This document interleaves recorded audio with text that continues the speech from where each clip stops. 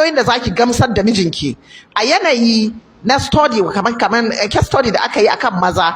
Me ne yake burge ɗa namiji, me ne zaki ki zauna lafiya da ɗa namiji, ko wane ne kuwa, ko talaka ko mai kuɗi, yawanci abinda suka fi tarayya a kai. Za a iya samu maza daban-daban misali, amma da yawanci abinda maza suka yi tarayya a kai shi za mu yi magana a kai. A matsayinki na ƴa mace ke kuma Allah subhanahu wataala ya miki baiwa daban-daban, ya miki baiwa kamar yadda malama ta ce wa min ayati an khalaqa lakum min anfusikum azwajan litaskunu ilayha wa ja'ala bainakum mawaddatan wa rahma. Allah daga ayin sai halicce mace daga cikin mijinta domin su zauna, wannan matan ta ɗebe wa namijin kewa. Majority namiji yana samun nutsuwa ne da mace, yana samun nutsuwa ne da ƴa mace. Muna ganewa duk da Allah subhanahu wataala ya gaya mana wa hunna misal ladhi alaihinna bil ma'ruf, sai ce walil rijali alaihinna daraja. Wannan kyautatawan da namiji yake so a masa, mace ma tana buƙatar wannan kyautatawan. Shi yasa ce wa ashiruhunna bil ma'ruf, ayi zamantakewa da su da kyakkyawan halayya, ko kuma a zauna da su with good faith, with good intention. A zauna da mata with that. Mun gane wannan, kowa yana buƙatar kyautatawa domin Allah ya ce wa karamna bani adam. Kowa yana buƙatar kyautatawa a rayuwa. Babu yadda za ka zauna da mutum ba a kyautata masa ba kuma ka zauna lafiya. Amma akwai wani abu, ke ba za ki taɓa samun kyautatuwa a wurin ɗa namiji ba sai kin yi wannan shimfiɗin da zai taka ya samu wannan ƙololuwan tukuna, sai ki ga kawai ya zame miki bawa. Muna ganewa, namiji ba zai taba zama miki bawa ba sai kin zame masa baiwa. Kuma alhamdulillah nan majalisin ilimi ne, akwai abubuwan da in ka je majalisin ilimi zaka gaya wa mata su fahimta. Akwai wata wanda kika je ba majalisin ilimi bane, duk yanda kika yi ba za ta gane ba. Wata yanzu tana nan abin da ya dame ta shine feminism. Ita ba Allah bane a gabanta, ba Allah bane a gabanta, abin da yake gabanta shine yanci na banza da wofi.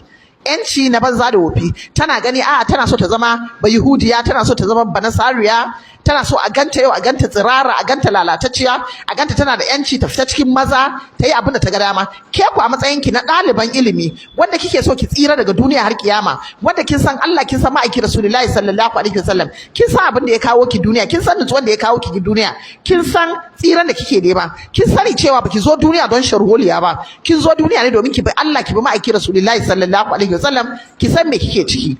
Wannan shine abin da nake so ki gane bambanci. Akwai mata, akwai muna mata a rayuwa, akwai mata, akwai muna mata. Kuma when we start talking about women, idan muna maganar mata, ba muna magana bane kawai akan mace da kika zauna, muna maganar mata masu kuɗi ko waye. Duk inda kike babu ruwan Allah, babu ruwan Allah. In dai har zaki bi Allah, ki bi sunnar ma'aiki Rasulullahi sallallahu alaihi wasallam, ki kare mutuncinki da kimar ki da darajar ki sani cewa auren da kike kina neman aljanna ne da shi. Wannan shine abin that matters to you. Mun gane wannan. To dan Allah mu yi kokari mu sani cewa muna zuwa darasin nan, ko da yaushe muka zo darasin nan muna yi ne domin bambanci. Akwai mata, akwai muna mata a rayuwa, akwai mata, akwai muna mata. Kuma when we start talking about women, idan muna maganar mata, ba muna magana bane kawai akan mace da kika zauna, muna maganar mata masu kuɗi ko waye. Duk inda kike babu ruwan Allah, babu ruwan Allah. In dai har zaki bi Allah, ki bi sunnar ma'aiki Rasulullahi sallallahu alaihi wasallam, ki kare mutuncinki da kimar ki da darajar ki sani cewa auren da kike kina neman aljanna ne da shi. Wannan shine abin that matters to you. Mun gane wannan. To dan Allah mu yi kokari mu sani cewa muna zuwa darasin nan, ko da yaushe muka zo darasin nan muna yi ne domin ko mu extend din darasin, wato mu zama ambassadors.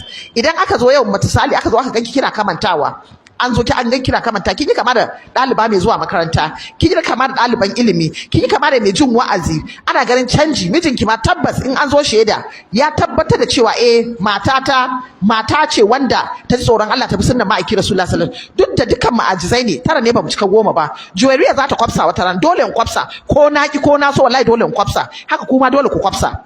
Mun gane, ba malamin da ba zai kwafsi ba, dole mu kwafsa saboda dukkan mu ajizai ne. Amma dai idan na karantar da ku kuma za ku karantar da ni, in na tunatar da ku kuma za ku tunatar da ni. Wannan shine amfanin zamantakewan taron, in tashe ku tashe ni ne.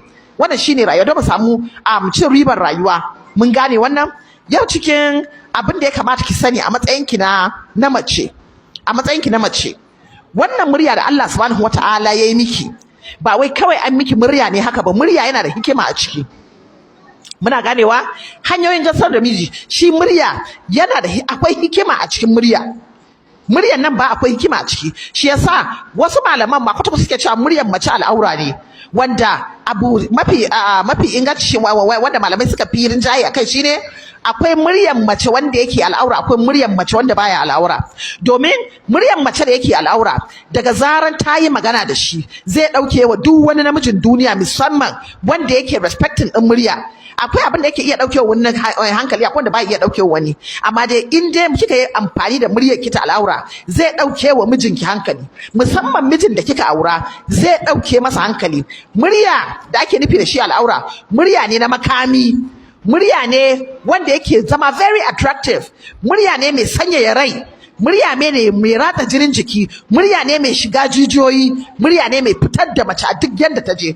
So a wannan yana nuna miki cewa ita ƴa mace dole ki gaya wa duniya cewa ke mace ce ba namiji bane.